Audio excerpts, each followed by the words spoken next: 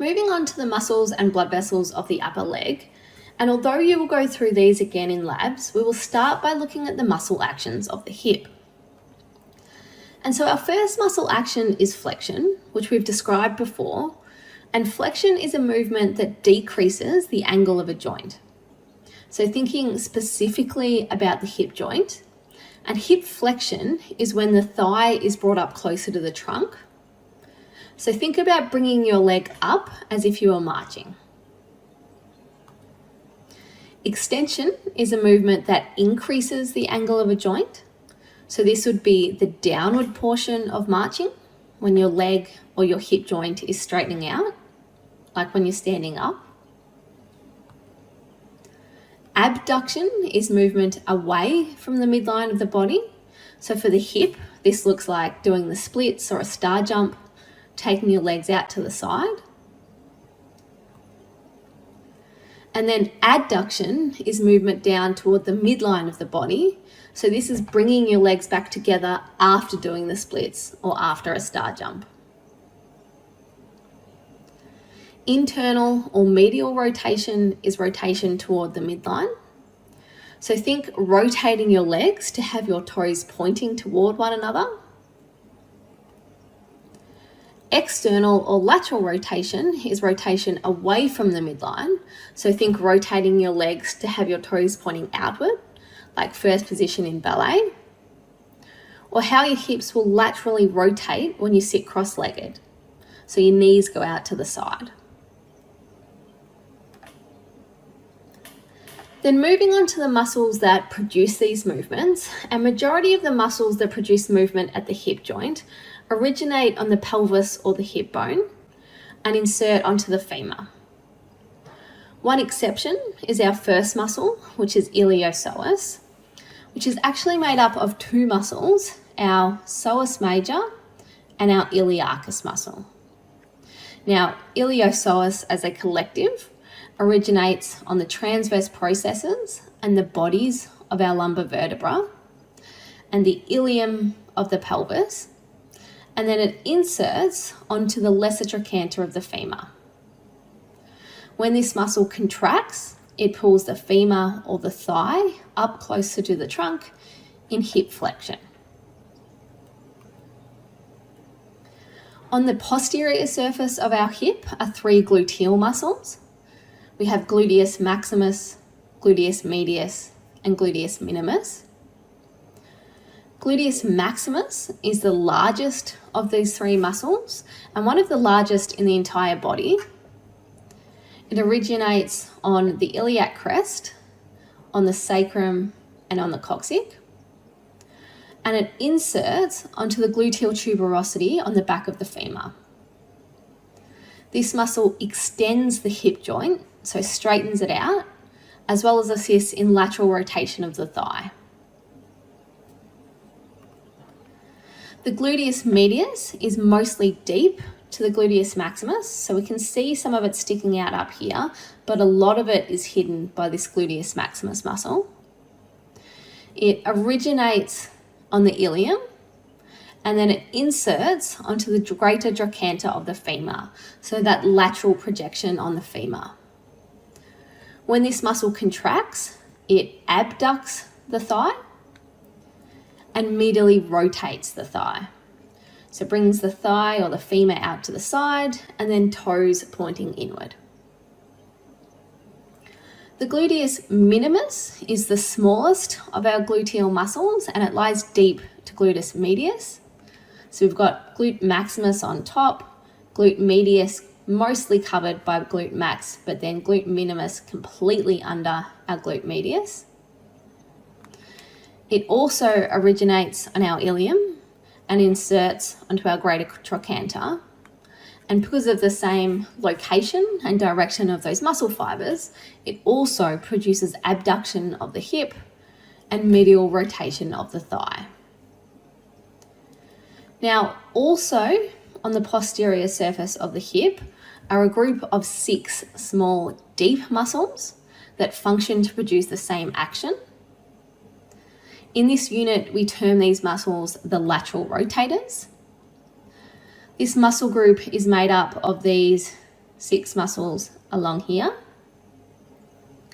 And hopefully it goes without saying that these muscles cause lateral rotation of the hip joint or of the thigh. On the anterior surface of the thigh, we have muscles which primarily flex the hip. We have pectineus, which is this short muscle here. It originates on the superior ramus of the pubis and inserts medially onto the femur between the lesser trochanter and the linea aspera, which is that line that runs down the back of the femur. When this muscle contracts, it flexes the hip and brings the thigh closer to the trunk. It can also cause adduction, so bringing the thigh or the femur closer down to the midline of the body. Snaking along the front of the thigh is then our sartorius muscle. This muscle originates from our anterior superior iliac spine and inserts down onto the proximal and medial aspect of the tibia. Sartorius produces quite weak hip flexion. You can see it's only quite a small twisting muscle, as well as abduction, so taking the femur out to the side, and lateral rotation. Because it crosses the knee joint and attaches down onto the tibia, it can also produce weak flexion at the knee. So that's bending your knee. On the lateral surface of the hip is then our tensor fasciae latae muscle.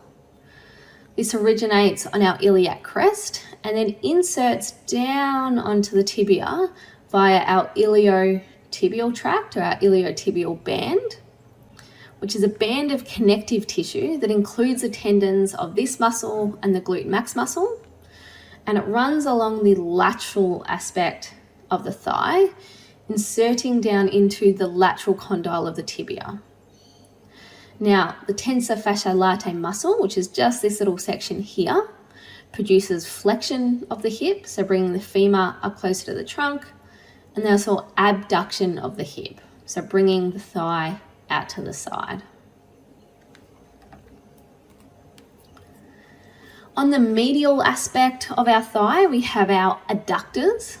And so our adductors bring the thigh closer to the midline of the body. We have adductor brevis, which originates on the inferior ramus of the pubis and inserts onto the superior half of the linea aspera on the back of the femur. Adductor brevis, with brevis meaning short, adducts clearly and then also flexes the hip. We then have adductor magnus, with magnus meaning large. It originates from that inferior ramus of the pubis and also the ischium and ischial tuberosity. And then it inserts down the entire length of the linea aspera. Adductor magnus adducts the hip. The anterior portion can help flex the hip, and then the posterior portion helps extend the hip. So because it's quite a large muscle, hence magnus, and some of it's hidden by this adductor brevis, the different angle of the muscle fibers can have slightly different functions. We then have adductor longus, with longus obviously referring to long. It originates on the pubic crest and the pubic symphysis and inserts down onto the medial portion of the linea aspera on the back of the femur. And our adductor longus primarily produces adduction and also flexion of the hip.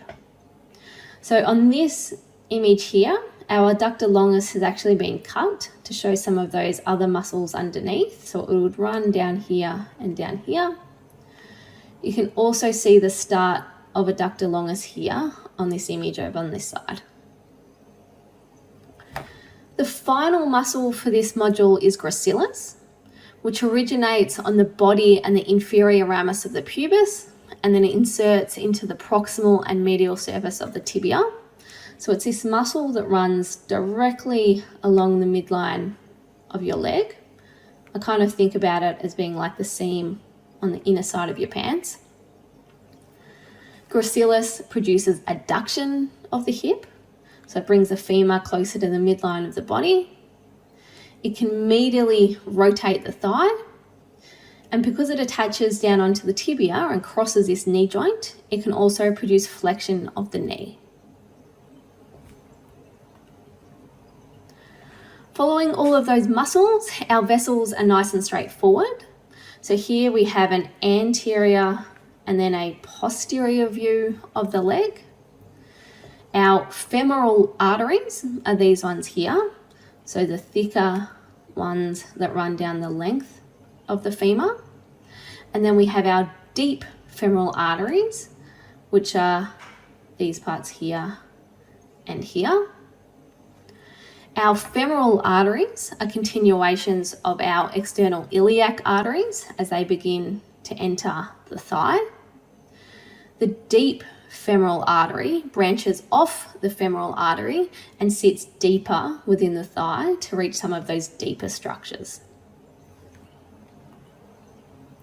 For the veins, you're only required to know the femoral vein, which is this vein here, and then this one here. The femoral vein is a continuation of the popliteal vein as it ascends from the posterior of the knee. So if we remember that this back part of the knee is called our popliteal region, this is our popliteal vein. The continuation of that is our femoral vein.